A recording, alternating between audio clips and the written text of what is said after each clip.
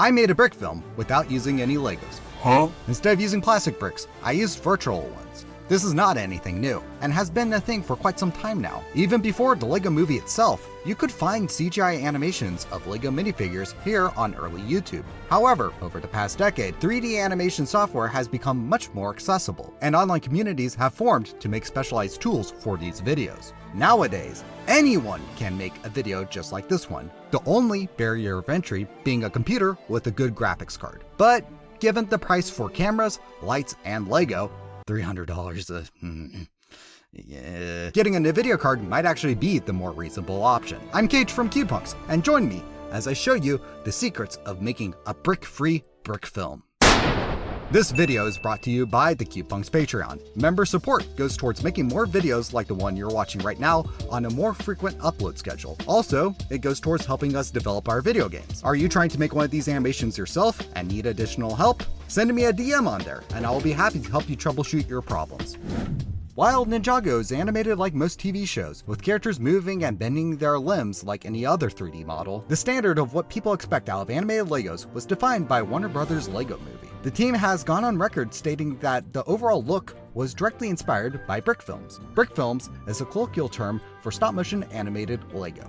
You build a diorama, set it in front of a camera, and then you take a photo. Move the minifigure the smallest amount, take another photo. Rinse and repeat until presto, you got the movie. 2010's YouTube was full of this stuff, from high quality works like Forest Fire's Batman videos to low quality garbage like some of my attempts. See, animating with physical Lego is a lot harder than it seems. Mad respect to anyone who does it, because it's not for everyone, requiring a lot of physical dexterity, real plastic bricks on hand, and space to set up the entire shot. You know something that doesn't require any of what I just listed? Blender. Blender is a free open source 3D modeling and animation software, and I've been using it for years for my video games. They're available on cubepunks.com. Tab over, play some puzzle video games while you listen to the rest of this video. Anyways, what's great about Blender is 1, I already know how to use it, and number 2, anyone can develop specialized tools that other users can download and use via the add-on system. So as far as modeling and rigging Legos, that's already taken care of. It's just a matter of sifting through and selecting the best tools. So what are the best tools? For all your modeling needs, your best option out of any digital Lego builder is Mechabricks. You can take models in your web browser, download them, and import them directly into your Blender environment. No extra adjustments needed. The site has 2 add-ons that gives Blender compatibility with their .zmbx file format. There's a paid version that takes some extra steps to add more realistic wear and tear onto the parts, but the light version also looks great. For the time being, I'll just go with the free one because we need to save our money, because there's an essential tool later down the road that we definitely need it for. In order to get your figs moving, you need something to control the bodies, and something to control the faces. Those somethings are armatures, and binding models to armatures is called rigging. For the bodies, I use Epic Fig Rig. It provides intuitive controls and all the movement you get with a real minifigure, including popping the shoulders out of the socket. In real life, in real stop motion, people use a bit of clay for this effect. The results are great, but it can be a bit messy and temperamental. In the digital fantasy world, however, moving it around is an absolute dream.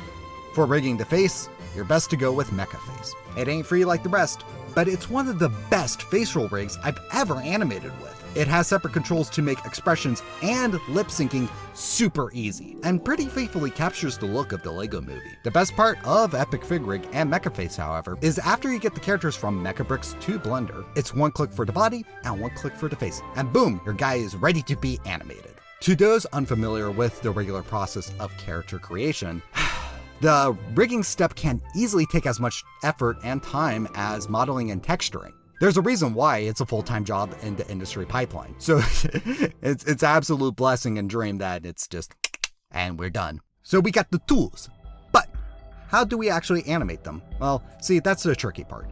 3D animation is designed to make everything smooth. You set your key poses, and the computer interpolates the in-between frames. It's amazing for most styles, but for some, it's too smooth.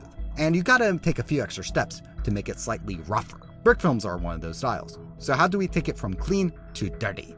What I do is I just animate the shot like normal, like I'm animating a standard 3D character. Afterwards, that's when I take an additional step. I take the smooth animation and make it only play every other frame. Standard film is at 24 frames per second. Hand animation is actually, it's rarely done at 24, it's usually done on 12. So by making the Blender animation slightly choppy, it becomes more authentic.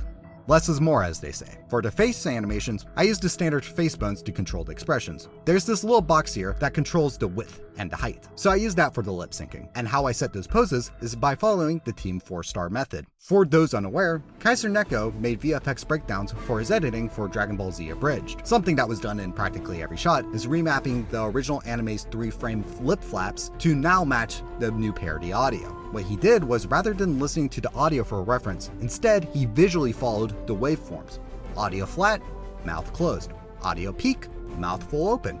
Audio at the middle, take a guess. Anyways, if I listed the things I'd rather do instead of sync lips, I'd end up sounding like the intro to the Angry Video Game Nerd. He'd rather have a buffalo take a diarrhea dump in his ear.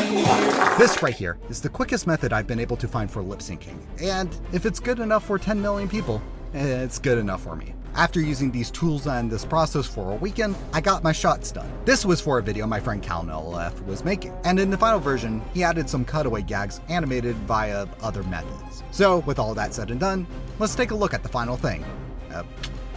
Pardon some crude language about to be coming through. There's this age-old question of have sex with your clone, Slave. masturbation or sex, like that whole entire debate. It's a better question. Have sex with your clone, loss of virginity or no? Yes. Even if it's considered masturbation. I disagree. I don't think it is masturbation in that argument because it might be a clone of you. But for example, Dolly the sheep was not the same thing as the sheep it was cloned from. We're talking about sci-fi clone, not. I don't give a shit. Still a separate being. When a dick goes So- in a pussy, it's still fucking penetration. So if first Hydraxon had sex with second Hydraxon, Yeah, if Hydraxon fucked Dakar, it would be sex. he would be a registered sex offender. He would be. He'd be sent to the pit that he sent to the jail he was designed to guard. Not so bad if I do say so myself. Callan makes tons of LEGO animations, specifically based off of banter from his live streams. So if what you watched made you chuckle, check him out. But don't check him out that way. He's actually married. As for me, I'm going back to working on my game based off of my old Gakuen Rio web series. If you want to support my games and videos, get exclusive behind the scenes and tutorials, as well as help with your brick-free brick films, patreon.com/cubepunks. Become a member, you get all that. Comment and subscribe to the channel if you want to stay tuned in to see more in the future. I'm Cage from CubePunks, signing off.